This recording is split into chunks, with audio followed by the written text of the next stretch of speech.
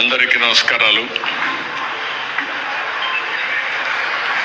ఒక మంచి సాంప్రదాయానికి మా మిస్సెస్ అయితే దగ్గర 16-17 సంవత్సరాల కంటే ముందు ప్రతి ఒక్కరూ కూడా గ్రామాలకు వెళ్ళాలి, గ్రామాలతో అనుసంధానం కావాలి,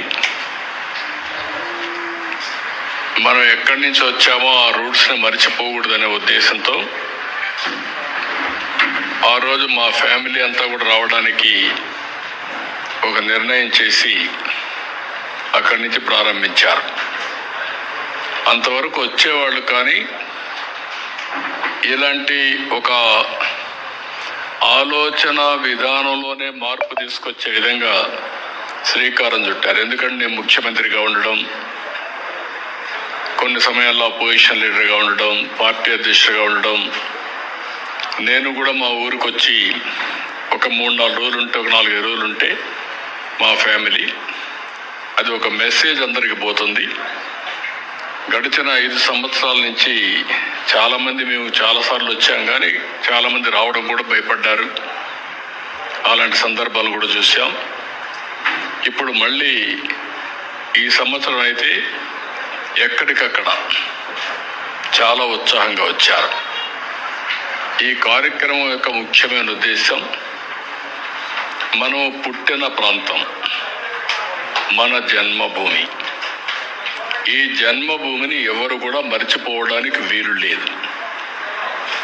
మనం పుట్టిన ప్రాంతం అనేక కారణాల వల్ల, ఇంకా మనతో పుట్టిన వాళ్ళు అక్కడికక్కడే చాలా ఇబ్బందుల్లో ఉన్నారు. బంధువులు కావచ్చు, మిత్రులు కావచ్చు, గ్రామస్తులు కావచ్చు, అందరూ కూడా ఇబ్బందుల్లో ఉన్నారు. అలాంటి సమయంలో మనకు తోచిన విధంగా మనం కూడా అసోసియేట్ అయ్యి, కొంతమంది ఏమీ చేయలేకపోయినా వచ్చిపోతే ఒక నమ్మకం వస్తుంది. చేయగలిగిన వాడు సహాయం చేస్తే ఇటీవల కాలంలో అదే పిలిపించాం. P4 ఇక్కడ పుట్టారు, గవర్నమెంట్ యొక్క ప్రయోజనాలు పొందారు, ట్యాక్స్ పేయర్స్ పే చేసిన డబ్బులతోనే చదువుకున్నారు, మీకు అవకాశం వచ్చింది, మీరు కూడా తెలివితేటలు ఉపయోగించారు, మీరు ఉన్నతమైన పదవులకు కానీ ఉన్నతమైన స్థితికి కానీ చేరుకున్నారు. కానీ మనతో పుట్టిన వాళ్ళు ఇంకా ఆ ఊర్లో ఇంకా వెనుకబడుతూనే ఉన్నారు. మెరుగైన జీవన ప్రమాణాలు లేవు. అందుకే నేను పిలిపించింది ఒకటి P4 public private people's partnership. దీనికి short term, medium term, long term కుటుంబాలని మార్గదర్శి, ఎవరైతే దత్త తీసుకున్న వాళ్ళు బంగారు కుటుంబాలు, ఈ 2 అనుసంధానమయ్యి short term, medium term, long term కలిసి పనిచేస్తే అద్భుతమైన ఫలితాలు వస్తాయి.